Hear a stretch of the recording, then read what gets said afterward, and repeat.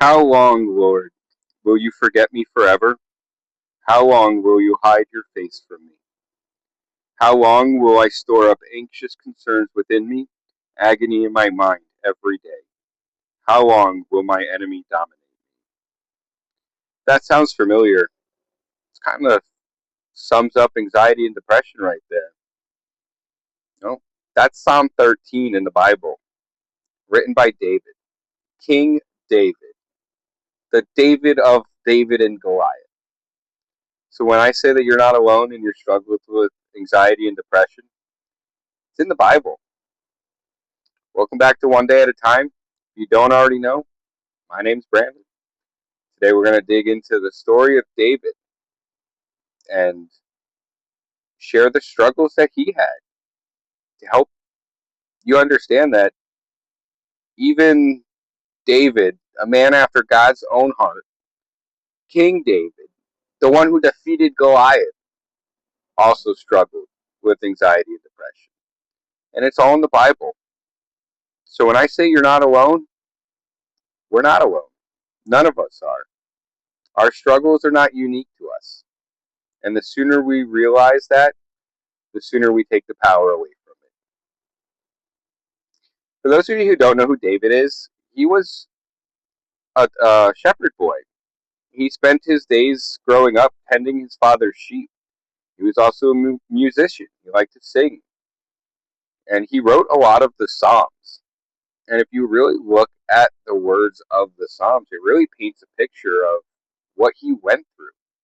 You know, he was just a shepherd boy and then was dropped on him the destiny that he was to be the king that replaced King Saul. And that all happened before his fight with Goliath. Now, if we know the story of David and Goliath, where he took him down with a rock, with a slingshot and a rock, just one hit, just took him out. But after that, his life didn't get easier. King Saul wanted to kill him. He spent a lot of his life running and hiding and sleeping in caves. And from the caves, he prayed out to God. He begged God to help him as he was struggling. In Psalm 55, he says, God, listen to my prayer and do not hide from my plea for help. Pay attention to me and answer me. I am restless and in turmoil with my complaint. Because of the enemy's words, because of the pressure of the wicked, for they bring down disaster on me and harass me in anger. My heart shudders within me. Terrors of death sweep over me. Fear and trembling grip me. Horror has overwhelmed me. I don't know about you, but that certainly sounds like a panic attack and the things that we go through when anxiety is just beating us down and we're so worried about what's going to happen. And when David wrote this, he wasn't sure if he was going to even see tomorrow. He was fighting enemies that he couldn't even see. And a lot of it was just inside his head while he was hiding in these caves. What makes your heart start racing and pounding like that? Is it money? Bills? Work? For me, it's having a lot of things to do and not having a lot of time to do it. That's just not the only thing that causes me anxiety. Worrying about so many days in advance has also been a good source of anxiety for me when all I can do is worry about today because tomorrow has enough troubles of its own and will worry about itself. But what gets you worried? What makes you start feeling like the walls are caving in on you? Now, eventually, David did make it out of the caves and he became king. He got his crown and his kingdom. He was living large. But the darkness didn't stay in the caves. It never does. Darkness follows us around. It's inside of us if we let it be there. Eventually, he had a great moral collapse. He committed adultery. And then he tried to cover it up by committing murder. Then he tried to pretend like all of that didn't even happen. The fake it till you make it approach couldn't help him. I know a lot of us try to fake it. Like, oh yeah, I'm fine. We're fine. Yeah, nothing's bothering us. I'm just tired. We all know that it's a lie. And it doesn't help. It doesn't make it get any better. It doesn't make things any easier. We're lying to ourselves and lying to everybody else. And when we stop doing that and we shine a light on it, that's when things start getting better. But as he's going through this, we go into Psalm 32, where he says, "When I kept silent, my bones became brittle from my groaning all day long. For day and night your hand was heavy on me. My strength was drained as in the summer heat." To me, that sounds a lot like depression, when you have no energy. You don't want to get out of bed anymore. But this is King David, the man who defeated Goliath, and it's in the Bible. We're not alone in our struggles. King David, of all people, a man after God's own heart, King David, who defeated Goliath, also struggled with anxiety and depression. And then you fall into that trap of depression where you have no energy. You don't want to move. Your arms and your legs just feel so heavy. What happens when you're trying to carry guilt that's too big for you, or shame that's too big for you, instead of giving it to God? The fake it till you make it approach doesn't make that go away, because at the same time that we're faking it, the enemy is pounding it into us and just making it worse. I know we all know that feeling where we've been eaten alive by all the mistakes that we've made.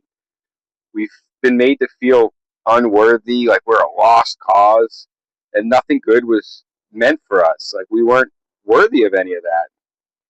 But David was still the man, even with the adultery and the murder. It didn't take away from who he was. He made mistakes, but God didn't give up on him. So now you might be wondering, how did David get out of the depression and anxiety? How did he get back in God's good graces? You think he had a 5-step plan? Yes, he didn't. You think he kept faking until he made it? Never made it that way. Instead, he just stopped lying about it and started being honest with himself and with God. In Psalm 51, he goes on to say, "Be gracious to me, God, according to your faithful love. According to your abundant compassion, blot out my rebellion. Completely wash away my guilt and cleanse me from my sin. For I am conscious of my rebellion, and my sin is always before me. Against you, you alone, I have sinned, and done this evil in your sight. So you are right when you pass sentence. You are blameless when you judge. Indeed, I was guilty when I was born. I was sinful when my mother conceived me." We all make mistakes. God knows the mistakes that we're going to make before he even chose us, before he even sent Jesus to die on the cross for us. He knew the mistakes we were going to make. We weren't even a thought when he paid the price for us. He knows that we're not perfect. He knows that we're born sinners. All we have to do is be honest with him and try to do the right thing. Choose not to live a life of sin. Choose not to lie to ourselves about how we are. Lie to others about how we are. And accept that we make mistakes. Even if we do make mistakes, like, he already knows. It doesn't make you unworthy. It didn't make David unworthy. He's still the man after God's own heart. He's still the man. He's still King David. He just made some mistakes along the way. But that doesn't mean that's the end of it. Doesn't mean it's the end for you. Doesn't mean it's the end for me. It's not the end for King David. Real healing and salvation with God and Jesus Christ begins when you admit that you're not okay and you can't do it without him. That honesty is what opens your heart to allow God to come in. And it's okay to not be able to do it by ourselves. Even the best people in the world that you think are perfect, that have it all going for them, they might not have it all together. They might be faking it till they make it. But regardless of that, nobody can do anything without God. The things that we have, the jobs, the money, the family, the friends, it's all blessing. We have it because God blessed us with it. He allowed us to have it. And I'm really starting to see a lot of how things work together. And I've made a lot of mistakes. I've held myself more accountable than I should have. But God doesn't hold us to the same standard because He loves us. His grace is enough, and His mercies are new every day. He's already forgiven us. We just need to try to do the right thing. We need to just turn away from sin. And yeah, we're going to fall short every once in a while. But that's where Jesus comes in. He died for us, knowing that we couldn't be perfect. So He was perfect. And through the blood of Jesus Christ, we are perfect in God's eyes. If you're a believer, just know that God isn't scared of your panic attacks or your dark days. He's already overcome all of them. And He chose us knowing the dark side of us. All the ugly, dark things that don't get shown to the light, He already knows. He knows every thought in our head, every mistake we're going to make. He's not afraid of that. He still chose us. He still sent Jesus to die for us. But if you're not a believer, just let David be proof that you can still be great and broken at the same time. You don't have to be a hero today. You just have to get through today, one day at a time. Psalm 13 concludes with verse 5 and 6, where he says, "But I have trusted in your faithfulness, or your faithful love. My heart will rejoice in your deliverance. I will sing to the Lord because He has treated me generously." Trust in God. I know I have. He won't lead you to something that He won't lead you through. He has big plans for you.